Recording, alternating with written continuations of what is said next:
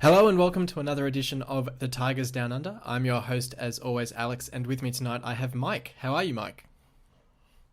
Hey, good, good. Thanks for having me. Yeah, you're welcome. Welcome to the show, and it's your first episode, which does give us the opportunity before we delve into the misery of the two results, to ask you the question Yeah, of how you became a City supporter. yeah. Great question. Well, I think it was 2013. Hmm. So my uncle came from the UK. He had a work conference over there in Hull. Brought a shirt back. Oh, Um, nice. no name on the back, just an empty shirt. And at the time, I was a young, impressionable kid, and thought, you know what, let's do it. Little did I know what I signed up for. Yeah, Um, yeah. but yeah, that was the start of a lot of restless nights.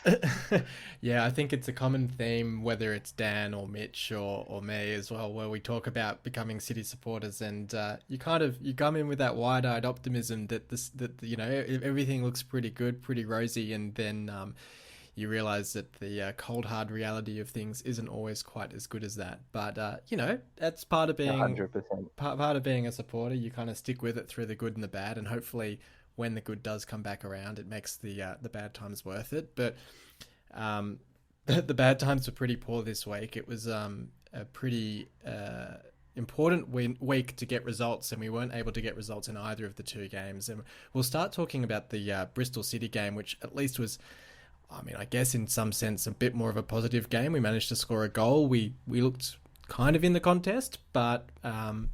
ultimately went down 2-1. But what were your thoughts on the game as a whole?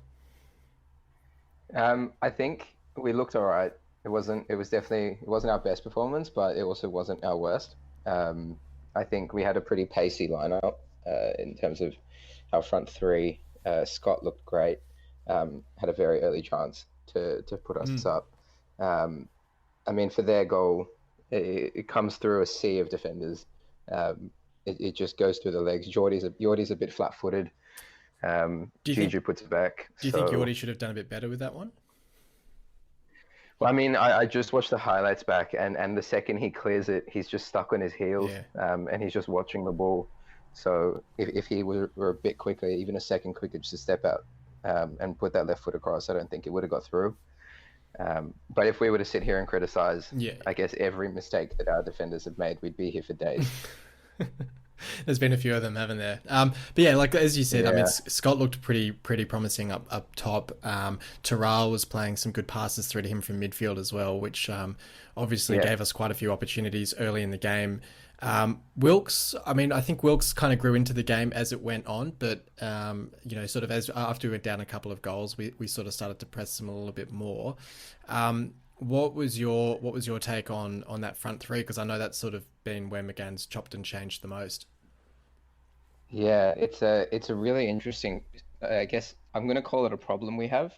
And you did say Wilkes grows into a game. I think the Millwall game may have been one where he came out pretty quick, but from what he's shown the past couple of games, he's got the talent there.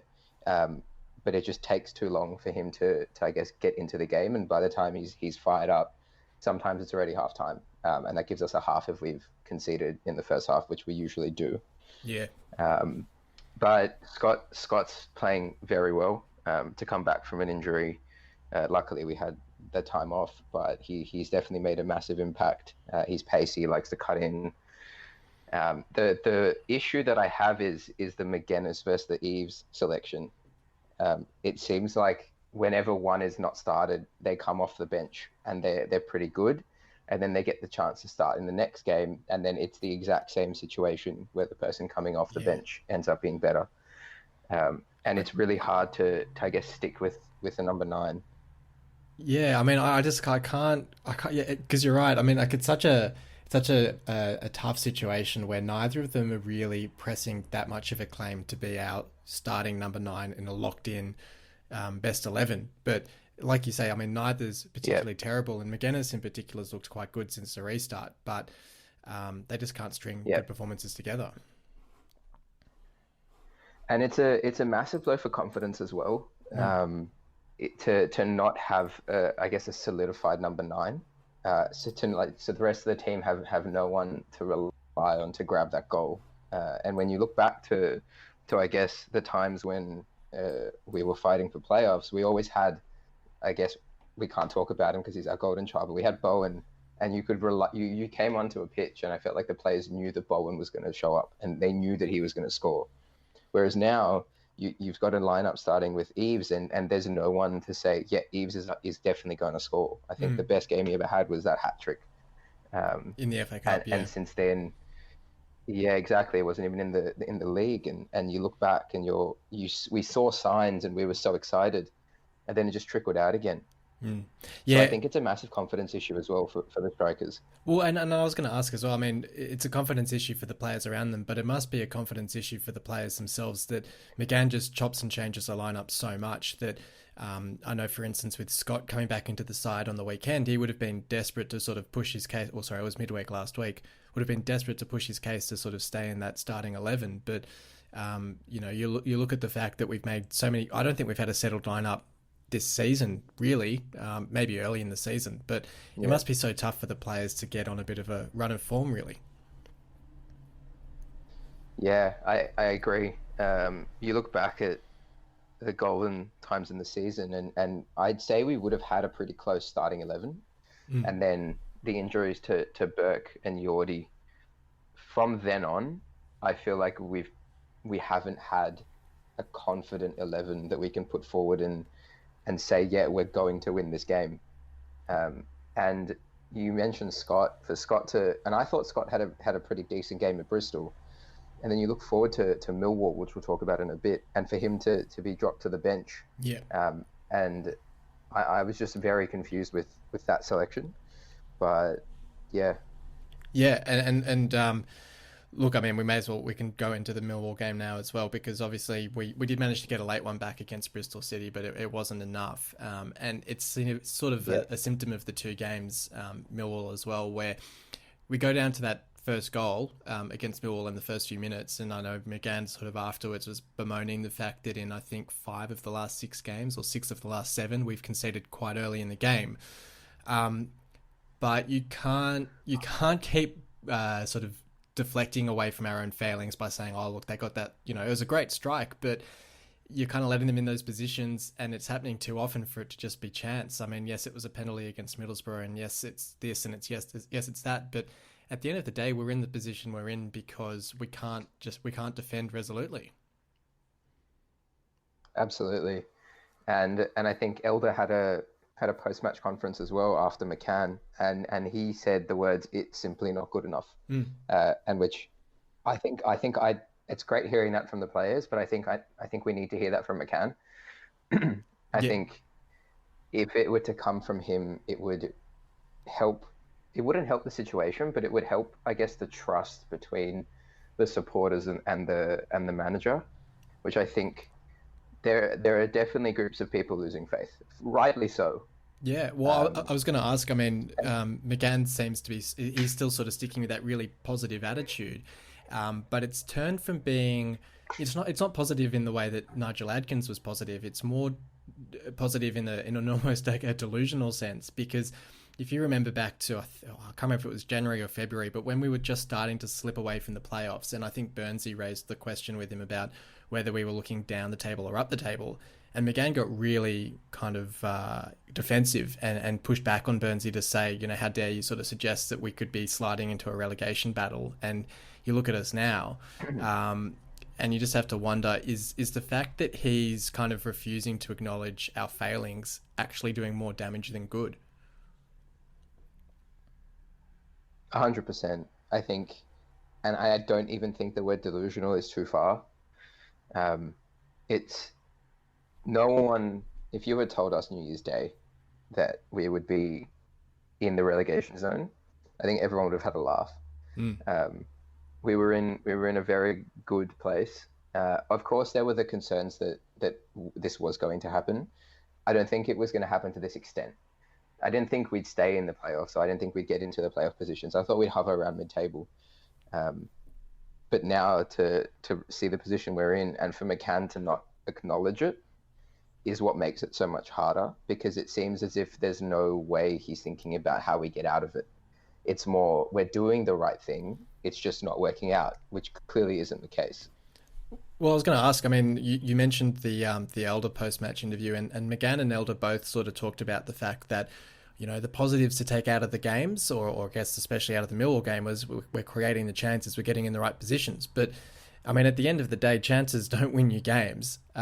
Goals do, and we're not really scoring enough of them. Yes, we sort of had that run against Birmingham, West Brom, and Millwall, where we scored, 7 goals in the 3 games, and we thought, okay, maybe we finally turned a corner, maybe we finally cracked the case. But we're sort of back to our old ways, where the game against Millwall just sort of, it wasn't quite as bad as the Charlton game, but it wasn't a whole lot better. It felt like we just couldn't score. And the fact that he took off, who got subbed off for Tafazoli? Was it McDonald?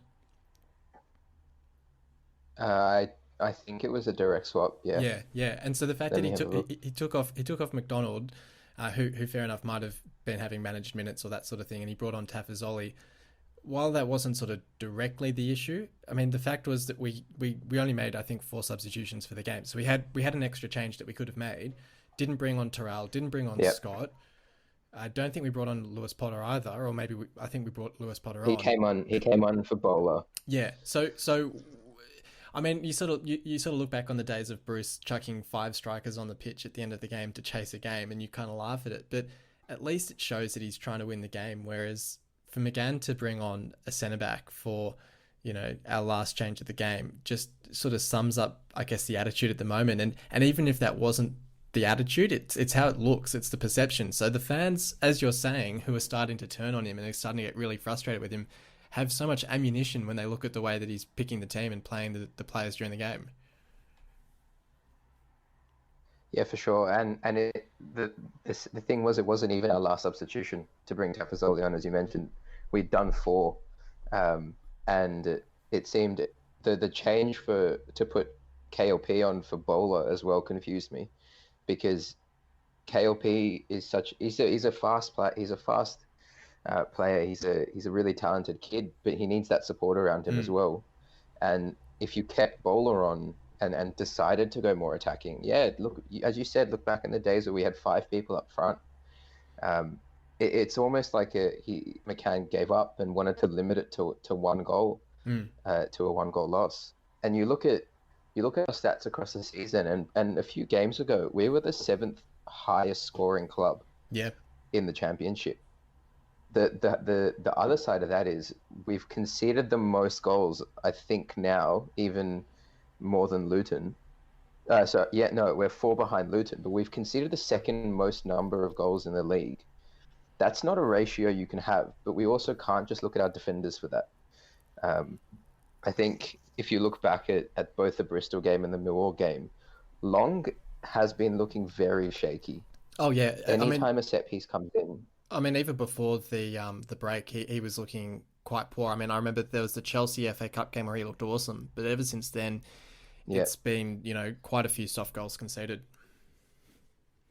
Yeah. So it's come to a point where I'm even rooting for Ingram to get a shot. Yeah, not just a bad to shot. See, or just to like push Long to understand that you don't have 100% security, because it seems as if he's one of the, I guess, 3 players with Burke and Yordi who are guaranteed to be on the sheet every week or for every game. Well, I was going to ask you that question. I mean, do we know our best 11? And 3 games out from the end of the season, it seems pretty mind-boggling that we still don't really have a rock-solid best 11. And yes, part of that's down to the fact that we've lost our senior right back in the squad. Yes, we've lost Bowen and Grzycki, but it sort of goes back to our talking about Eves and McGuinness, where neither of them is really a standout up top. It's just so frustrating that we don't have a team where if we saw that team on paper, we'd say, okay, yes, we're in with a really good shot of winning this game. Yeah, I don't think we do. I don't think we have that.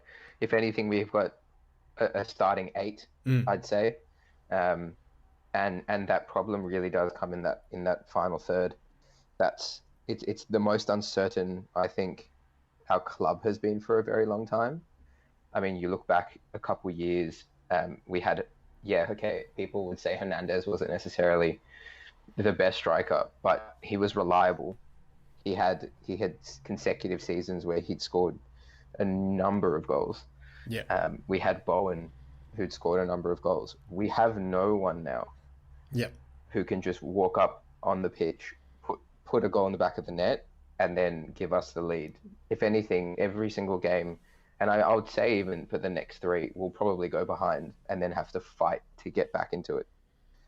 Yeah, and then look, at the moment, it seems as if Wilkes is kind of becoming that player that not that you can rely on to score a goal, but you sort of have to hope that he's able to get one. And obviously wasn't able to get on the score sheet against Bristol City or Millwall after, a pretty decent run of scoring before that. But it kind of comes back to that point about the fact that the players are so in and out of the side that you think if Scott had a bit more of a run in the side, a bit more consistent game time, maybe he would be able to start scoring a few goals. I mean, he scored a great goal against Birmingham, which was our second. And you sort of think that could have maybe given him that bit of confidence to go on a bit of a run, but it just doesn't seem to happen because he's in and out of the side. Yeah, for sure. And that's what I mean by, like, even against Bristol, if he had got on the score sheet early on, that would have done a world of good for him. And even then, you look at Wilkes. Wilkes, although he didn't score in the last two, he had shots on target, and he was creating the chances. He runs like there's no tomorrow, and he'll run at defenders, which is something that we need. But it got to points where no one, and I think it was the Millwall game. Wait, I think Eve started the Millwall game, didn't he? Yeah, yeah. So there was a situation where Wilkes was on his left, Eves was in the middle. You could see Wilkes look up, and he just took a shot at goal. So it's like a double-edged sword, right? Do you square the ball to a striker that you don't have confidence in, or do you take on the shot to gain confidence and potentially score? Yeah. And that's a really dangerous position to be in as a club in the relegation zone with 3 games left. Yeah, no, for sure. And touching on your point before and sort of a broader discussion about what these two results mean as we sort of slide towards the relegation zone, we've got Wigan coming up, who remarkably, even with a 12-point penalty hanging over their heads, if they beat us, they go above us, even taking into account that -12. Do you see any way out for us? Do you see any real chance of surviving this season? And if we do, is there any hope that we would be able to, is there something to build on, or is it sort of just delaying the inevitable relegation next season? Yeah. So based on chats we've had, that I'm usually the optimist. And I even backed us to get promoted this season. I was right there pushing for us. The Wigan game is potentially the most important game of our season. And I know we said that about Millwall, but I'm pretty sure that our Wigan game will make or break our season. And what doesn't give me confidence is I'm pretty sure they've only lost 1 out of their last 11 or 12. Yeah, they've only conceded. They've conceded to 1 player in their last 10 games, and that's Ben Rama at Brentford, who managed to score a hat-trick against them. But other than that, they've kept, I think, 10 or 11 clean sheets in a row with trusty David Marshall in goal for them. Yeah, and to concede just to Ben Rama, he's one of the best players in the league. Yeah. So, do I have hope for Wigan? No. I think they're too strong, and I know that there's some dodgy stuff going around with the club, and obviously that's an off-field problem. But given their on-field form, I think we need to pull something out of the bag. But I think for us to do that, I think we really need to shuffle. And I know that's probably going against what we've said in terms of having a really strong 11, but we kind of have to throw everything at the wall now. And I think that even requires starting someone like KLP with Scott and Wilkes either side of him. I still can't understand why KLP hasn't had more starts this season. I think he's only had the 1 start for the season, and I know he's sort of come out in the media and in a way praised McGann for sort of easing him into it, but it's a relegation fight. There's no time for easing players in or playing playing around with, form and that sort of thing. If he's going to be one of our more attacking players, it needs to be him, Scott, and probably Wilkes all starting up top, running at the defence, giving us some pace, giving us some options. I know, and I take your point, I think KLP works really well when he's playing off someone, so I don't know whether maybe you play him in behind an Eves and you have Eves sort of laying off the ball to the three of them, but I think it's also a bit risky to be playing around with the formation too much at this point. But there needs to be something done to really, like you're saying, give it a crack for these last... I mean, it's essentially these last two games. If we, I think we need at least 4 points from Wigan and Luton to have any chance of staying up. Do you think we need more than that, or that's about right? I think 4 points essentially. I mean, if you call it a draw against Wigan and a win against Luton, or vice versa, it means that one of those teams stays below us, essentially. Yeah. So take Wigan's 12-point deduction now. They're on 44, tied with Luton, and then you've got Barnsley on 43, and then us on 45. So we're out of the relegation zone by a point. Yeah. I think 4 keeps us safe, and I think a win against Wigan keeps us safe. So you think, in a sense, that the Wigan result could essentially almost define the season? 100%. Yeah. Because I think us winning that game not only makes Wigan puts Wigan under a lot of pressure, given that they've got that 12-point penalty and they've got to manage to stay up. Because if they don't stay up, their 12-point penalty. Oh wait, no. So it's don't worry. Sorry, I confused myself. But you look at Barnsley; they're not in the best run of form either. And then we've got Luton. So a win against Wigan gives us the confidence to go to Luton, even though I think we're playing at home. I'm not sure. Yes. Let me check that. No, it's at home. Yeah. So the Luton away at Wigan, then home to Luton. Yeah. Yeah. So the Luton game being at home, and then us coming back home after a Wigan win, I think gives us enough confidence to get ourselves over the line. My only concern is that McGann goes incredibly defensive against Luton if we beat Wigan. Yeah, I mean, look, it's going to be interesting even to see how we play against Wigan. I mean, we might go incredibly defensive away at Wigan, thinking if we get a point there, we stay above them on the adjusted table. Hope for Luton to drop points against who do they have tomorrow? They're playing Thursday. No, they're playing. Where are they? They are playing tomorrow morning against QPR. So, I mean, QPR have been in okay form. They've picked up a couple of results recently. I think they lost to Sheffield Wednesday in their most recent game, but I think they have nothing to play for, though. Yeah, and look, that's the concern. And that was sort of the hope coming into these last few games, that ironically the hope was that Wigan, being mid-table, would have nothing to play for, but all of a sudden they're thrust right back into it. So, I mean, QPR did us a favour beating Middlesbrough. That was the game I was thinking of. So they may well do it again against Luton. But Luton, it's so hard to read them at the moment. You look at they lost 5-0 to Reading, but other than that, they've taken points off Leeds and a few other teams as well. So you just never really know what they're going to throw up. Yeah, 100%. And then looking at Barnsley, and I think this is where the league's done us nicely, is their last 3 games are against Leeds, Nottingham, and Brentford. And they're all fighting for either automatic or playoff security. Yeah. So I think, unfortunately, goodbye to Barnsley. Yeah. I think they're definitely stuck in the relegation zone. So I think it really comes down to us v Luton. And that's, luckily for us, it's in our hands. And the crazy thing is as well, you look at the table, so we're sitting there on 45 points. If we were to be able to get that result against Wigan, if we were to win, theoretically that puts us up into 19th above Middlesbrough. And then all of a sudden, it's not just so much about the points, it's also about the number of teams between us in the relegation zone, because then you have to have Middlesbrough, Huddersfield, Charlton, and one of Luton and Wigan picking up points in their last 2 games to get above us. So all of a sudden you're playing the numbers game with the teams instead of the points. So, I mean, look, Wigan game tomorrow morning is massive. It's going to be really interesting to see what McGann does. I think And it's always hard to say because I think hindsight's always 2020 in this, where it's, do you go into the game trying to battle and defend for a point just so that we're not further behind the eight ball, or do we go out and push for the win? Because if we can win the game, then it's obviously Yeah, huge, but the risk is there as well. I think if it were any time of the season to take those risks, it's now. Mm. If we don't, if we don't come out wanting to win this, we're not going to win it. Yeah, no, definitely.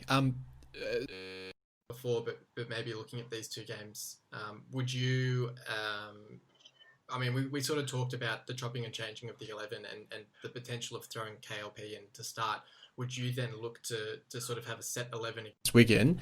And I mean, I guess depending on the result, try and use that 11 again against Luton just to get some consistency? Or would you still look to try and manage the players a little bit? How I haven't looked at this yet. How many days between the Wigan and Luton game? It's a good question. I think the Luton game is So so it's it's 4 days. Sunday It's four morning. days Yeah, between. yeah, Yeah. So I think our team would have recovered by then. Um, if we were to win against Wigan, I would play the same 11. Um, but I think it's more than just the 11. It's and we spoke about this earlier. It's the attitude of the substitutions, yeah, and it signals something to the other team, not just our supporters. If you're bringing on a defender and you're up 1-0, or even we'll take Millwall for example. If you're down 1-0 and you're bringing on a defender, Millwall can sit back. There's no need for them to push for anything. There's no need for them to push for another goal. If you bring on three strikers or a winger and a striker, if you bring on like KLP, Scott, and Tyrell, Millwall all of a sudden they probably would have been like, okay, well they're clearly going for the game. Yeah, they would have tried to shut their shop up, but we still would have created the chances and we could have pushed for a goal. We would have put them under pressure. Well, that's it exactly. I mean, if they're put on that back foot, if they're seeing us going for the game, they would probably have sat deeper, like you're saying, and then that, in its own sense, gives us more opportunities to score a goal. Whereas, yeah, I mean, not even using the fifth sub to bring Tyrell on, it's still I scratch my head a little bit at the sense that McGann's saying, "Oh, Tyrell didn't fancy it," or but said. I get he was probably trying to say he didn't want to risk an injury to Tyrell, but what's the point in protecting him from injury if you're then not going to play him? I mean, he has to have some value to the team in actually getting out on the pitch. Yeah, and him not starting as well confused me, Yeah. especially given he controlled the Bristol game pretty well, and it was just unfortunate for them to score a ridiculous free kick, and for that to have been, I guess, the winning goal Yeah. was crazy. Uh, I think for what he did, Terrell is probably one of the best players we can have playing that sort of cam role. I think he finds the spaces that I mean, even you look back and I think someone even like Irvine couldn't really find. Mm. Um, and for us not to have that sort of creativity on the ball, I mean, we were left with Elder throwing in long balls, and Yordi kicking it all the way upfield and wanting Wilkes to run for it. And that Yeah. long ball game is really killing us at the moment. Yeah, yeah. And we sort of touched on it before we started recording, but essentially we've tried three different players at right back over the last three games in Pennington, McDonald, and then Burke on the weekend. Yeah. Do you sort of see any sense in continuing with one of them? I know the other option is probably Lopez. Do you see that as sort of robbing Peter to pay Paul because he's such a valuable member of that midfield trio? I think, and yeah, we did touch on it beforehand. The issue with putting someone like Burke or Tafazoli in that right back position is the pace. When you look at a right back, they're matched up against a left winger, um, and or a right winger, however it may be. But there's no pace from a centre back to track. And when you've got someone like Lopez, who can play, I guess, centre mid, right wing, and right back, um, we have enough people you can throw up or throw into the midfield that allows him to cover right back. Um, and if we're looking at, I guess, the formation, I mean, I'd even consider playing three at the back, and having a midfield five and then a front two. Um, Yeah, absolutely. if we're not concerned, or if we find that right back spot such a dangerous spot, I mean, cluttering up that midfield a bit more doesn't give the opposition enough room to, I guess, run down the right. And if they do, there's a right back and there's a right mid and a centre back sort of covering that area, as opposed to just currently having, I guess, a Burke or a McDonald scrambling. Well, So yeah, and I'm amazed. I mean, we talked about it on the podcast a few weeks ago, and I know the whole podcast over in the UK has also made the exact same point that Mackenzie's not even had a look in, and he's probably our only natural right back in the squad. And whilst yes, he's an inexperienced one, as you're saying, if we play a three-man defence, if we put McDonald, Burke, and Yordi down there, or Tafazoli or McLaughlin or any of our other capable centre backs, you play Elder and Mackenzie on as the wing backs, you suddenly have a whole lot more solidity behind them in case there are any errors, and you do have a bit more opportunity going forward because you've actually got natural wide fullbacks playing. I think coming into the final three games, it's maybe a little bit too late to completely try a new formation. But then again, if we go down without a whimper, we kind of are left thinking, well, maybe we should have just tried everything. And I think it's going to be the case of, well, what if? Yeah. And unfortunately, that's not a way you want to end the season. Yeah. And you asked me earlier, what do I have hope for next season if we were to stay up? And I think the only way I would have hope is if a massive change happens. If it's a shuffle to the formation. I'm not one of the guys on the McGann out bandwagon. I think people are forgetting the first half of the season. In fairness, he did have pretty good players in that first half of the season, helping his style or his tactics. And I understand that, yeah. And it may be a case of him not realizing quick enough that he needed to change the way that our team goes out there when we don't have players like that. And it'd be interesting to know what happened with letting go our captain and our vice captain. Mm. I'm hoping he didn't have a part to play in that. But I mean, we've spoken about this many times, and there's so many things off the field that need to be fixed before I think we can say we're in a good place. There's only so much, I guess we have to let the field speak, like our performance speak for themselves, but a lot needs to happen. Well, in terms of our performances then, do you have predictions for how these two games will go? We've sort of touched on it already, but do you hold out hopes for getting some results against Wigan and Luton? How do you think those two games will pan out? So I always do. I always wake up for the game with so much hope, and I'll continue the train. I think realistically, we probably get a draw against Wigan. Mm-hmm. Again, it depends on the 11. I think if we start Scott, Wilkes, and either, I'm assuming McGann is going to start given Eves' performance against Millwall, which is a problem in itself. I think if we get ahead early, which hasn't happened in the last 5 or 6 games, it will be interesting to see. I think that builds a lot of confidence. Yeah, and it would be interesting to see how we could actually handle holding a lead. I mean, yes, we had the 2-0 lead against Birmingham, which was the last time it's really happened, and even went into half-time 2 goals up, and we weren't able to hold it. So it would be an interesting situation. Yeah, I think because we're chasing so often, that's where the holes in our defence come up. I think the Birmingham game was a massive loss of 3 points. I was so pleased with our first half, even though we weren't playing well. We kept on and we held on, but then conceding early in the second really kind of shattered our confidence. In terms of, I guess, the Luton game, I think we can beat Luton, and I back us for a win, especially at home. And I think that's going to be our last home game of the season because we're away to Cardiff in the last week. So I think we go out with a bang at Luton, and then I hope it doesn't come down to the last day. Yes, well, here's hoping. But thanks for joining me on this episode, Mike. It's been, it's not been the best of episodes to debut on with pretty poor results in the last week. But look, hopefully these 2 games against Wigan and Luton can lift us up a little bit and end the season with a little bit more optimism looking ahead to next season. I hope so. Thanks for having me. It was a really good chat. No worries. Cheers. And thanks everyone for listening in. We do have Wigan coming up tomorrow morning, which we'll be getting up for and supporting City in before we play Luton this weekend. But until next time, come on City.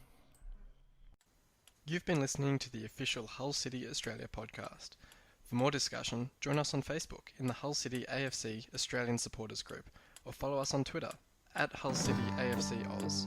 The music was created by Amber and Black.